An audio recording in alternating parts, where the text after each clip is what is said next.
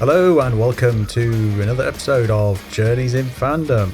We're back. Woohoo! A lot faster than last time. We're back. But what I would describe as a special episode.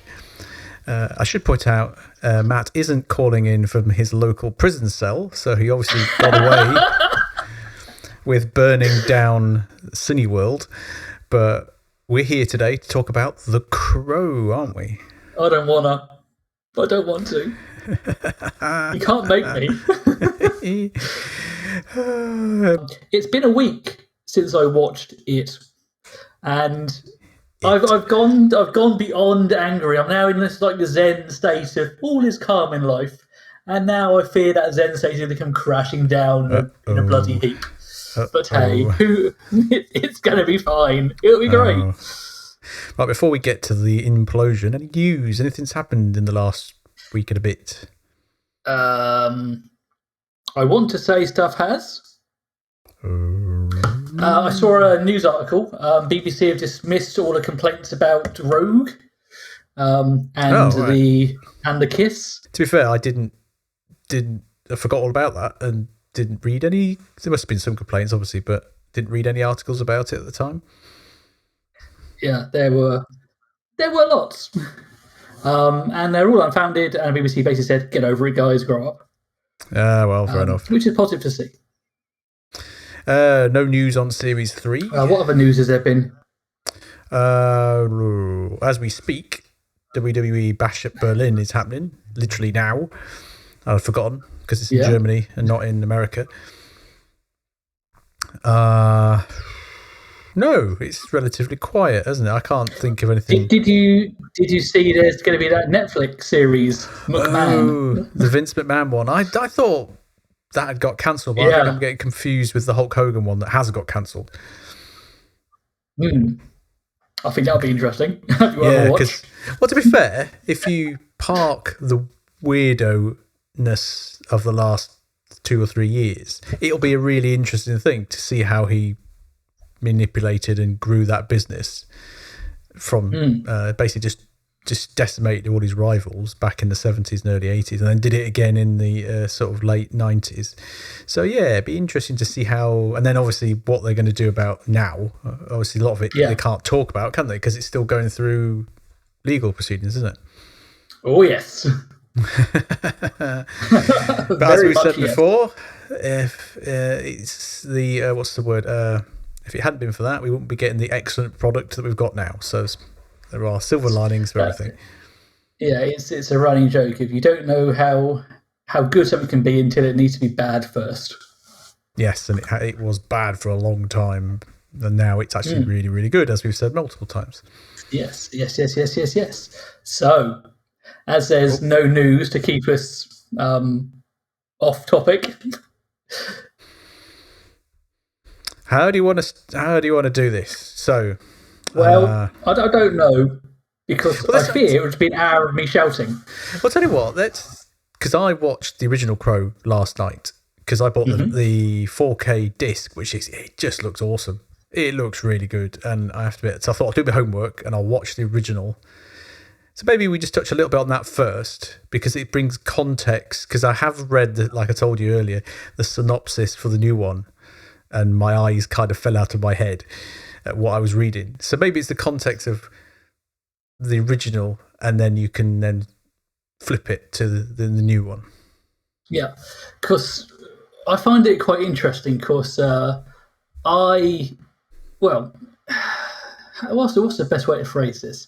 So I watched the original film when I was a lot younger, in the early 90s, because it came out in 94. Yeah, so I would have been 12. Oh yeah, I would have been 12. People can now work out my age. And I remember seeing it. I was probably 14, 15 when I first saw it, and I went, "This is perfect. This is the film. This is the one." And it resonated with young Matt. So I ended up getting things like the original graphic novels of it. Which was quite cool. So you then discover the story behind it, and actually what the original author of like the whole story went through, and why this story even exists. because from memory, it's basically James O'Barr, the original author. Their partner was killed by I believe it was a drunk driver. Yeah. Yeah. And then as a coping mechanism, wrote a comic. Because I didn't realise that the comic wasn't... So the original film wasn't any direct adaptation. It was obviously tweaked slightly, but still same characters were in it, and it followed the same kind of path, but it was done slightly different, wasn't it? Yeah, because that's the thing. In the comic, he is an unstoppable machine. Basically, revenge is coming for you, and there is no force on this earth or the next that's going to change that. And it's quite nice, sort of, with the flashbacks to the loving, caring relationship, and then obviously it all goes just the end of it. Yeah, which obviously in the film there has to be a threat. You can't have a hero that's unstoppable because it makes for a very one-dimensional film. And the kind of the gang hierarchy shifted as well in terms of their importance and stuff like that. So there's little tweaks, but fundamentally same characters, kind of same premise per se. And the vibe, the soul of it was the same. It's basically, this is a couple in love, they die, it's horrific, and revenge is coming, come hell or high water. Which it's the old story for the ages, isn't it? Actually, love conquers all kind of thing. Yeah, and it was nice to watch because I hadn't seen it in ages, and it was nice that I could recite the lines. I was like, oh, okay, yeah. I did watch this a lot. But it was also watching it through old eyes, because I can't remember the last time I watched it. It must have been 10 years ago, something like that. Yeah. What's his face? Ernie Thingy's character, the policeman. Ernie Hudson, Ernie Hudson. His is the kind of character that grounds it in that kind of reality of the universe thing. So you've got this supernatural character here, but his character kind of just leads the story along by just interacting with all these different people, and kind of he tells the story about what's happened. Yeah, and even Sarah, the young girl he meets, it brings what could be just a murderous killing machine. It gives them humanity again, and that's kind of what it needed to sort of make that complete story. I think the honest trailer for The Crow is actually quite a good one. If you've never seen it, it just actually surmises it. Yeah, it sums it up really well in like 5 minutes, and it sort of says actually the soundtrack was spot on. The whole it hit that sort of cultural zeitgeist and went, actually, this is what goths are now, guys. It's such a cultural thing. And actually, the film itself, when you look back at it, you go, it's good. It's not anything amazing, but I think the fact that obviously Brandon Lee died while filming and the whole production was just cursed, it gave it that extra level that it just goes, this has gone from a good film to a cult classic because of all the things that's into it. There's quite a lot of cult films, ignoring like untimely deaths, tend to get panned by the critics, which it did get. It was kind of like mediocre reviews, but it's always that kind of thing that then it's like it has a groundswell of support that just lifts it. But this is a film that's had a groundswell of support since the 1994, not like in 10 years time people have watched it and gone, oh, this is really good. So it always had that support. And you're right, it was a product of its time, because I've watched it back. It's like the music, the look of the film itself. It's actually, there's some crude CGI in it, but the majority of it is physical effects, which is brilliant. And it is something of its time. And I think, and we'll get to the new one, why it's struggled with its sequels and everything, because it's one of these films that you shouldn't touch or shouldn't mess with, because it's like lightning in a bottle. You can't replicate that any time, anywhere. And I think what people forget is, so in the Crow universe, I'm going to put my little fucking teacher hat on for a second. There are multiple stories and graphic novels and standard novels of Crow stories, and they happen all throughout history. And the core concept is the same. Someone dies, it's horrific. They come back, people pay for it. And it's always different characters, and it's always got a different twist on it. And the mythos has evolved as it goes on, but it's always that core concept at heart. It's like in one of the stories, it's a woman dies, and at one point in the novel, she's literally stapling herself back together. She takes like a stab wound in her chest or in her side, and she literally has a staple gun and going, she doesn't heal. Because she's going, well, actually, you have a finite time to get the job done. So it's literally like stapling herself back together and like literally like duct tape to hold herself together. So again, in the original one, it was you could have nuked this guy. Yeah. So what happened is obviously she takes his gash, literally staples herself back together, duct tapes a whole lot, and you're going, well, actually, how long have I got to get this done before I just fall apart? And again, a lot of the novels have sort of gone on that, and I know in the original graphic novel you could have nuked the guy and he would have walked through it because it's a case of this is happening. And again in the movie he starts off being invincible and heals, and they actually shoot the crow and suddenly his connection's gone. But in the novels they kind of stay away from that. They go, no, this is happening, and the crow is the whole guide element. But this is revenge is coming for as long as they've got time to get it done before they physically just fall apart. Yeah, which sounds logical. Yeah, the joy of, hi, I'm a zombie, I'm coming to get you. But I think, again, if the new one, they're just gone, here is a solid story based in this universe where this is a thing, it could have been okay. Like, the second film is bad, but it's a different story and a different take. Yeah. And they go a bit OTT into the sci-fi-ness, the fanciest of it. But actually you just go, yeah, I can see what they're trying to do. And I'm sure they've done more, but I just refuse to engage at that point. I was looking. There's been lots. 3, I think, because old jobby Angel, David, what's his face? He was in the one of them as well. There's a series and all sorts, and you just go, one season series. Apparently, I'm just looking at Wikipedia as we speak. Scroll down, because this was classed as a reboot, wasn't it? Here we go: Crow, City of Angels, Crow, Stairway to Heaven, Crow, Salvation. Yeah, that was a series, wasn't it? Yeah. Crow. I think it's like the 5th film. Crow, Wicked Prayer. That's the one with Angel in it. And there was going to be a planned sequel called Crow 2037, directed by Rob Zombie. That was never made. Yes. Yeah. So there you go. That's the thing. If they'd have kept going in the just make it different with the same mythos behind it, you could have got away with it. It's when you go, here's something that is lightning in a bottle, and we're going to touch it. Leave it alone. Well, they called it a reboot. It's been in development hell since 2022. Yes. But actually, I'm sure it's even before that, where the actors were coming and I've going. heard about it for years. Because I think they went through so many actors and you just go, take the hint, guys. There we go. 2008 was the first mention of a reinvention of it. So it's gone on for that long. Yeah.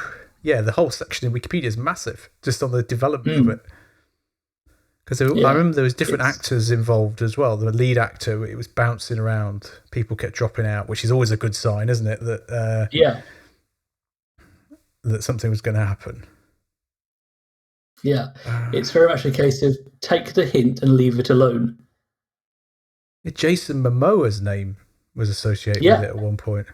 Yeah, there was a load of big names that just went, nope, we're not doing it. And I think they went, oh, this sounds exciting. Read script and went, nah, fam, that's not the one. I'm reading Hardy. Is that Tom Hardy? See, that would have been good because Tom Hardy could have done something like that. But again, yes. And then it finally landed with what we got and what you paid money to go and see in the cinema. In my defence, as we said in the last episode of the podcast, I needed to be fully angry at it, and the only way I could justify being as angry as I needed to be was to see it the way that the director intended, in a cinema, surrounded by other people who were just as angry as me about it. It was so funny. So I'm going to hell for my cinema trip. So while I was there, I had to obviously order the tickets because my partner point blankly refused. Good. So I had to order it. And they first tried to put us into the cuckoo because I just refused to say the words properly. It was you doing it? You were doing it on voice recognition.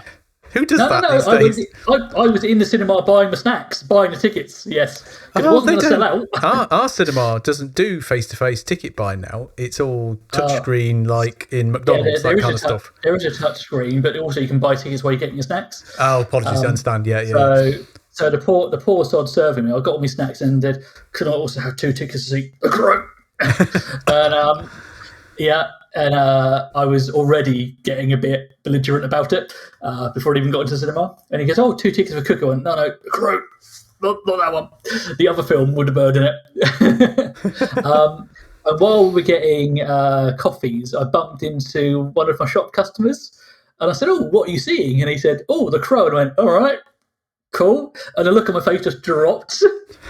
And he goes, have you not heard... Good. Oh, wait, it's going to be awful. It's going to be the worst thing in the world. I'm purely here to sit and hate it. And the rant had already started. And then his partner comes over, and I need to see her and apologise a lot because she said, what are you here to see? I said, The Crow. I said, it's going to be the worst film in the world. And she goes, I've heard it's meant to be all right, and it's like meant to be closest to the graphic novel original. And my face... was just rage. At which point I politely just swallowed the rage and said, you have been misinformed.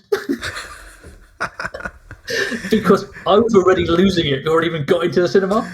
Was it that point that your Molotov cocktails were clinking around your waist and you had to go, I've got to go. Yeah. So I'm just going, I'm a terrible human being. So we then got into the screening. We had to sit next to people, which I'm not good with anyway. So as the film started, I sensed there was other people like me in the cinema because there would just be tuts and groans and moans and just, oh God, this is fucking awful. And I went, yes, my people are here. We're all here for the same reason, to pan this shit. So the new one's just bad. I can't even think. I read the synopsis thinking, because I naively thought, with all the bad press it's been getting, it's going to be a rehash of what we've already seen. I thought, it's going to be bad. But it's completely different. And it sounds just insane. Some of the stuff they're coming out with, they're like, what is this? It's not the graphic novel. It's not the film. It's just something with the characters who have got the same names. Well, some of them, not all of them. And this is the problem. It's so the film is short, and like 80% of it is them getting to know each other and having a relationship, and you're going, that's not. No, they should have already had the relationship before they even started the film. You need to kill them. That's the point of the fucking film. Yeah. So they're these star-crossed lovers, this true love that goes beyond death, have known each other for about 5 minutes. So she's on the run from some bloody demon. So the bad guy is an actual bona fide creature from hell thing. So it's not even a real human. It's just it's a Wish version of Vincent. What's his name? Kingpin. Oh, right. It's so it looks like it's they're trying to go for that vibe, and it's basically like the Wish version. Okay, so we've got Kingpin at home. It's Danny Houston. He just plays demons, or he always plays demons. And the idea being that he can literally whisper in someone's ear, and they do something horrific. So he's like big bad demon guy, and so Eric is basically a drug addict, just a dropout, and ends up being put into rehab. And Shelley, he meets her while she's put into rehab to escape from Demon Man. So the two of them meet in rehab. They've known each other for maybe a day, at which point her mum turns up, who's also friends with Demon Man, and they decide that they need to escape, and it's all very much star-crossed lovers and all this shit. And you're going, hang on, you've met each other for 5 minutes. It's probably longer, but it feels like 5 minutes. But they're then trying to make out this whole, oh, we love each other, it's really good. And there's the great line of, if I'm hard to love, love me harder. At which point I'm just going, I'm going to crawl into the screen and hurt you. Just, the lead lass can't bloody act, bless her. This is a woman called FKA Twigs. Oh, she's a singer. Yes, she's a British she singer. Can't act. Yeah, she still can't never act. Heard of her. I'm old, but I've never heard of her.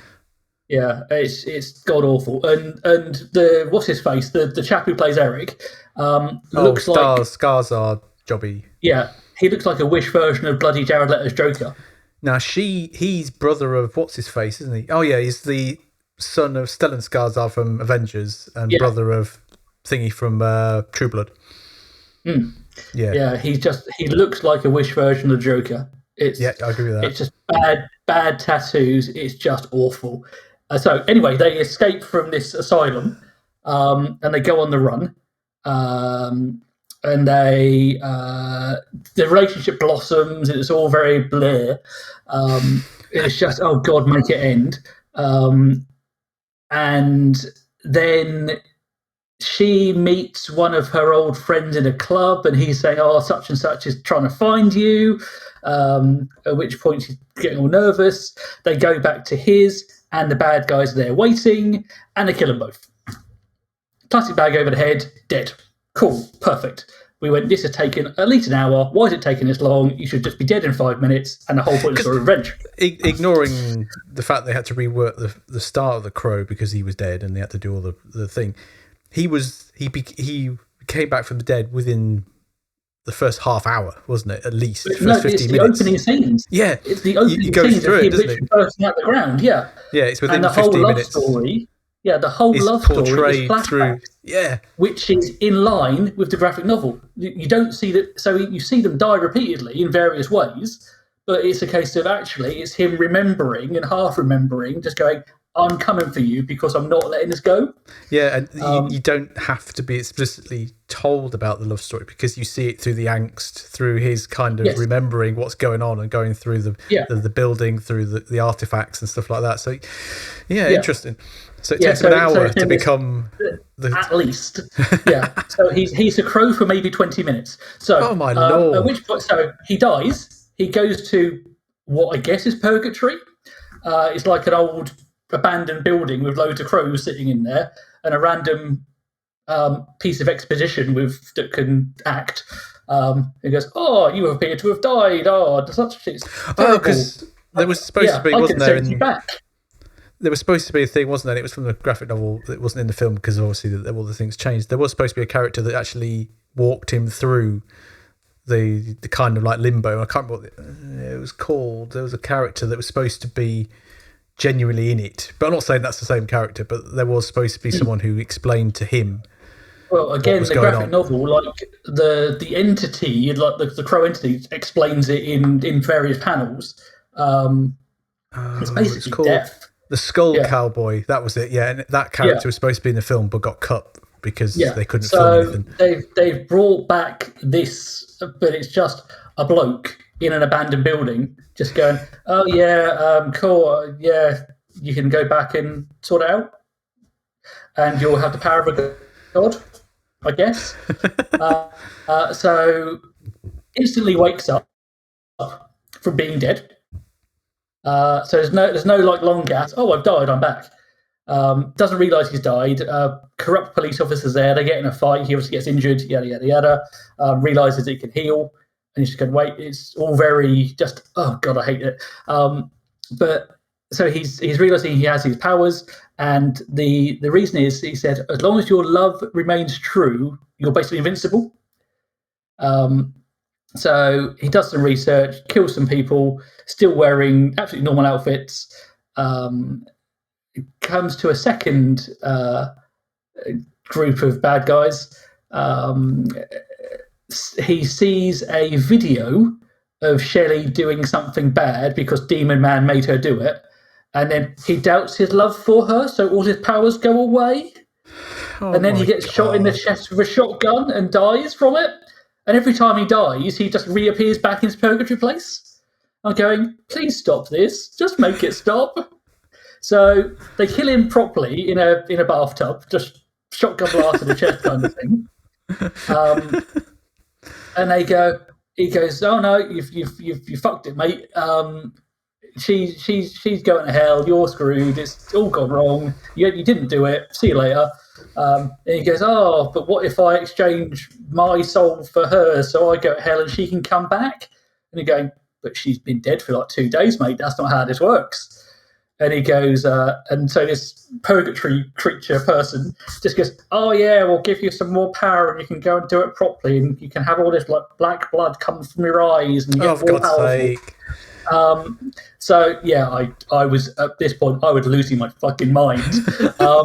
So they allow this to happen, and then he goes back to their apartment where they've been staying, picks up the long full-length leather trench coat because that was just something they happen to have in a wardrobe. So rather than having any connection to the character, it's just, oh yeah, so he like just goes for the whole shirtless. But the joke was, like in the graphic novel, that's quite a known image of him, just literally trousers, shirtless, long leather coat. So they're trying to take inspiration from going, you're doing it so badly. And the original film, he picks up the items, like the face paint is her makeup. The jacket is Tintin's jacket. Oh yes. So he does the face paint. So she was tattooing his hand with a theatre mask. So basically the same mask from the first original. Yeah. And I think it like says cry hard, and then it's meant to say like laugh louder or something. But then he's changed it. So it said, but it said cry hard, and then he tattoos cry harder. And he go, oh, I hate you so much. So he then takes a tattoo ink and dips his fingers in it and just goes, oh, I'm going to put tattoo ink over my face to try and represent this shitty mask with my crap tattoo because I'm a bloody fucking useless prat. So he's then got the garb on, and then he's just walking down the street in the middle of the afternoon, and he's going, really? So the big last scene is in an opera. So I saw that in the trailer. Yeah. So in the original, they have the scene where he goes to the hideout, stands on a table, and gets shot by about 50 people. Yeah, it just takes them all out. Their version of that is the opera. So he walks in, and all these people are going, oh, he's here, this is a problem. So they just start shooting him, and he just walks through it and just starts stabbing them with a sword. And it's violence for the sake of violence. Oh. You're going, that was just gratuitous. Why have you done this? Whereas in the original, you're going, yes, the violence, it is violent. Oh, yeah, but it fits. Yeah, it fits. But there is just like at one point, he takes a sword in someone's mouth and just pushes it and chops his bottom jaw off, and you're going, why? Yeah, because with the original, just nameless henchmen.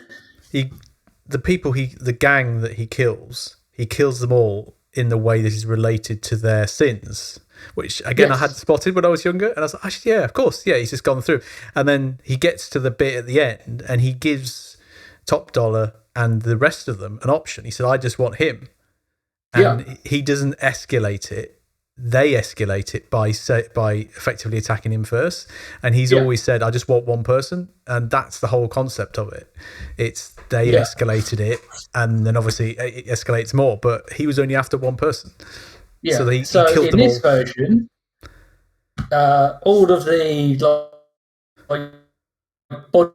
bodyguard, he then finds like two of the core people who were there when the whole killing happened. So he beheads them both, obviously, because that's a completely rational thing to do. And then decides, as the opera's now finishing and they're all doing their bows, to walk through the backstage with a head in each hand and just present them to the audience. And you go, right, I guess. And you just look at something and go, why is this? Why is this here? And then they say to him, "Oh, Demon Man's not here. He's at his country estate," because of course he is. So off he goes. At which point they have a quick fight. Demon Man whispers in his ears, so he can't defend himself. He just goes, "Oh, I'm possessed now. It's all terrible." The demon chap then has the same like crow makeup appear, and they basically fight in purgatory. Oh. And you go, "Oh God, I hate it even more." And at one point, basically, he knocks him into some water, and then all the souls of the people that he's killed previously just drag him down. Oh, that's not been done before. Yeah, it's just gone awful. But the thing is, what annoyed me even more is when Demon Man first discovers that this person you killed has come back, and he goes, "Oh, the power of coming back from the dead lives within him. I must meet him." I'm sorry, the hell? Just so then, because he's obviously made this deal with Purgatory person, it cuts to the building where they're both killed. So him and Shelley. Shelley wakes up because they resuscitate her, and he dies. And you go, "Hang on, but you've had at least 2 days of being like dead. This undead killing machine. So does time travel exist? Are these people still dead? Did any of this happen? Is this film? What is this film? Why is this film? Just the hell, people. The story makes no sense. The film makes no sense. It's garbage and I hate it." Oh, God. It's so stupid. Literally, you'd go, "Oh, you've just both been killed. The ambulance made it." But why is the ambulance there? How is it there? Why are there policemen? Why is any of these things possible? How is time travel in this film? It sounds like it's on Madam Web editing convenience into it. Oh, no, fuck me. Madam Web deserves a piss Oscar in and so I think the problem was they went, "Oh, let's release Madam Web. It's going to be awful." And then every film afterwards goes, "Hold my beer." Yeah, because we already talked about Borderlands 2 weeks ago. Bro, it's just, oh God. I'm thinking the Razzies this year are going to be a case of what the hell do we vote for? There's so many choices. What is this madness? Oh, it's God. Just bad. It's offensively bad. It sounds... It's interesting because when people try and remake films and stuff or TV shows in the modern era, they always seem to overcomplicate it. Or they try and do more stuff to make it seem bigger and better. But actually it ends up just being a mess because they're trying to do too much. Because the Crow film, ignoring the comic book thing, the concept is so simple and it's so isolated and insular. Yeah, it doesn't need big super fight scenes because the fight scene with all the guys shooting at him is done. Okay, it was done for the time, but it was done in stages. It wasn't some big overarching sequence. It was just a series of smaller sequences cobbled together. And modern films, they just try and trying to think of other examples of classic stuff that people have ruined by messing with the concept. I'll think of a few. But yeah, that sounds just like it. They've overcomplicated something that's really simple. Yeah. What they're trying to do is add layers to it, which it didn't need. There were scenes that were obviously cut because, like, when he's talking to Shelley's mum, he's 1 minute he's talking to her, next minute she's on the floor crying, and you go, "I'm sorry, there was a scene here in between that got us to this point, and it's not there anymore." And it was just offensively bad. And you just go, it has, I don't think, any redeeming features whatsoever. It was just awful. And like their whole big loving relationship is basically 2 days and going on a drug-free bender. It's just, they're high the entire time. And you go, this is not. So, again, original comic book being based on man has lost the love of his life to a drunk driver. There's a scene where they're out in the countryside on a lake, absolutely stoned off their faces and whatever, and you go, well, you had to get there somehow, and you had to get back somehow. So you're going, wait a minute, are you now the problem? you are definitely the fucking issue here, guys. And so the whole thing is actually an offence to the original, and I think this is what I hate so much about it. I've never sat in a cinema and viscerally hated something as much. If the cinema had burned down around me, I would have just glared through that screen still. I would have been flameproof. I am getting to the end of Abomination so I can shout at it for the rest of my fucking life. Just, I hate it so much. There's so many things into my head, and I can't remember. I think the worst I've ever been like that was Iron Man 3. The point of the reveal, Abomination when as well. everyone was laughing around me, and I was just stone faced going, "I hate this. Yeah. I hate it." What else? About setting fire to things. I can't remember.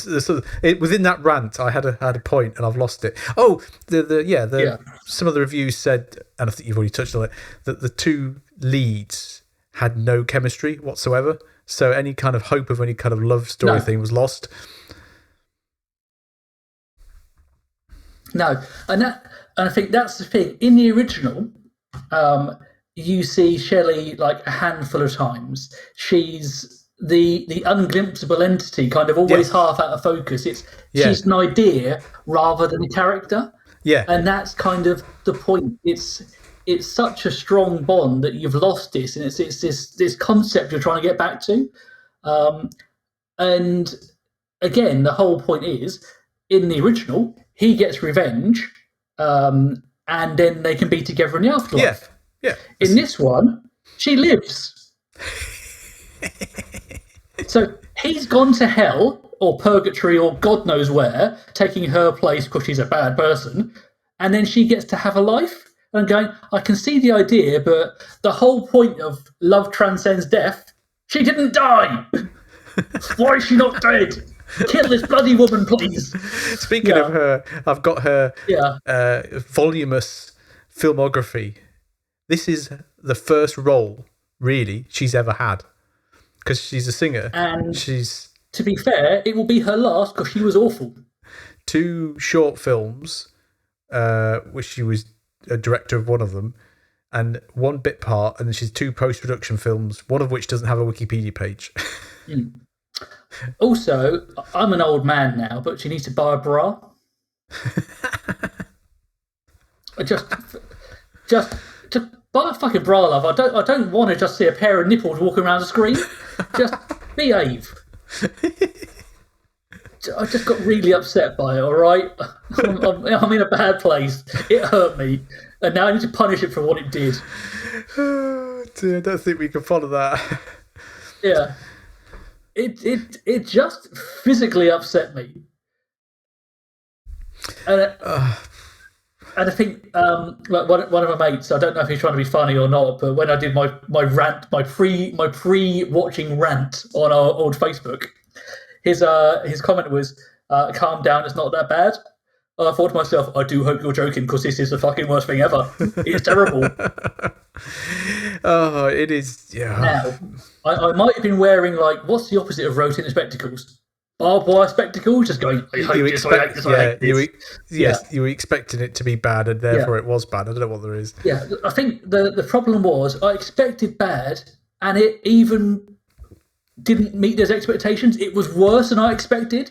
I was expecting like it to be the worst thing ever, and it was worse. And you go, oh god, just make it stop, just end this. Because like Borderlands, like I said before, it wasn't dreadful, it wasn't good, but there were some redeeming bits in it, and it had the like the germ of a good film in it, but it was ruined by lots of things. But this sounds like it's not even that. Whoever wrote the script should be strung up and executed for crimes against cinema. The dialogue was slow and awful. It's like, it was a case of, oh, do you love me? Oh, I love you. Oh, yeah, whatever. Oh, please, just end it. Let me shoot them myself. Yeah. And there was nothing redeeming. And I think I was expecting bad, and it was worse than I expected. Oh Lord. I thought I was over it, but as you can tell, I'm still suffering inside. No. You need to go watch the original. That's what you need to do. Just watch it and Yeah, just because that's the thing. The original was a cleanse your wonderful palate cleanser. You go, just oh, cleanse this your is just my system. comfort zone. Yeah, but Tell you yeah, what, this was so bad. I was sitting there last night and I hadn't. Well, I had, but I hadn't. I was like, oh yeah, I forgot the Candyman was in it. Mm-hmm. And for years, and it's because I can't be bothered, and I thought I'm going to do it this time. I could never work out who Top Dollar was. You know when you think you know someone who's been in a film? He was Guy of Gisborne in Robin Hood, Prince of Thieves. Yeah, and I was like, oh yeah, yes, he was. Yes, without, and he's kind of one of these people I recognise so him. good. Because he's got that unique voice, and I thought, oh, I'm just going to Google that. Oh, there you go. I should have done that years ago because I always kind of think I'll just do that, and I forget. Yeah, he's so good. Yeah, but yeah. Oh, it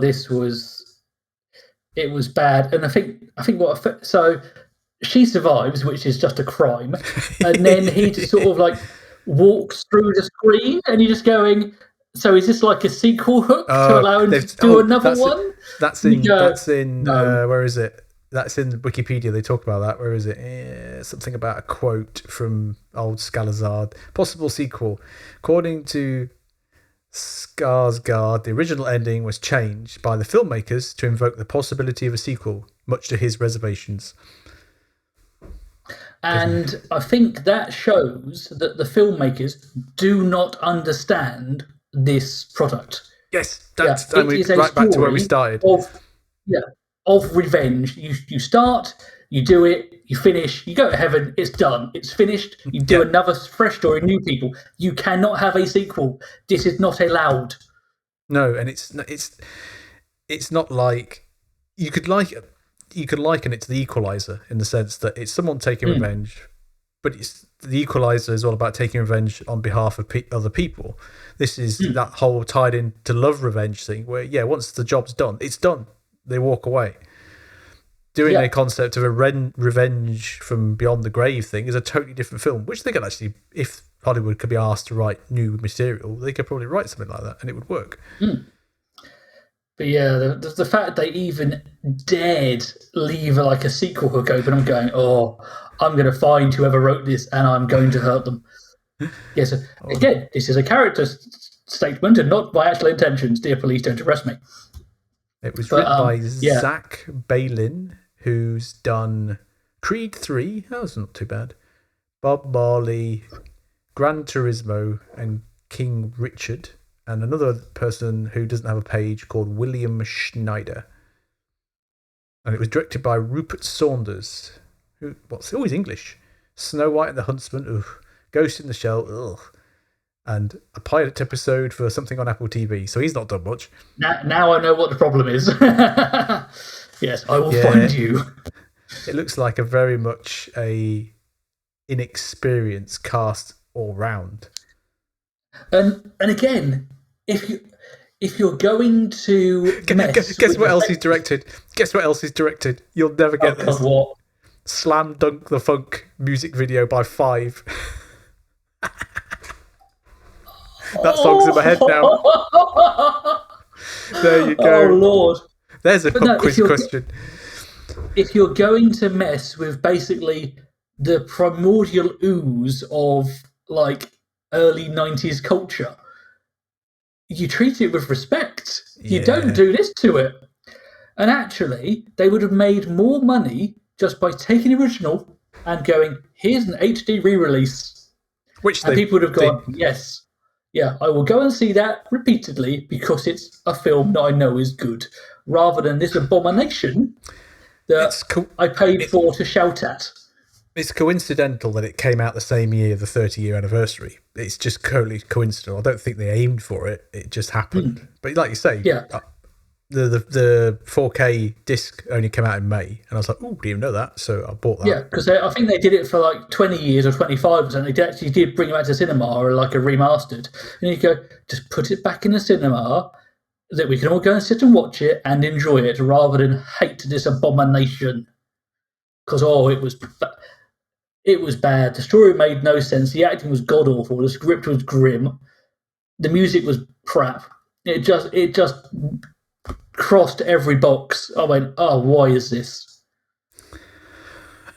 I think we can end on that. I don't think what else is there to say. I hate it.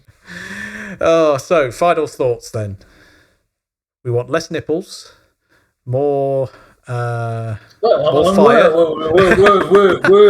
That's the takeaway I've got from this. Yeah. Less nipples, please. Yeah, appropriate nipples. That's what we want.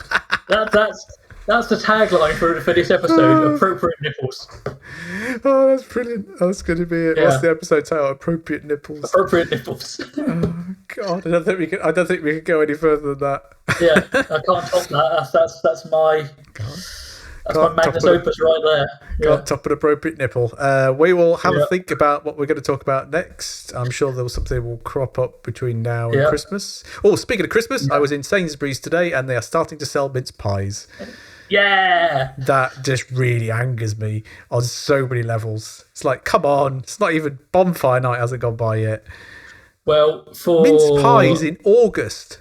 To upset you even more, my store now has advent calendars for sale. God, even you're doing it. Well, you have to. Advent calendars start at the end of August to give you enough time to sell the damn things ready for December. But you can't start selling them in December. Yeah, fair point. Yeah, they are date specific. Christmas chocolate celebrations of chocolate statues of Santa at the end of August is not right. Yeah, on Halloween so many levels. Yeah. Anyway, yes, we'll think of something before Christmas and we'll be back very soon. Shouted at clouds. Yes, indeed. So I guess that's TTFN. Cheerio, and keep a lookout for your nipples.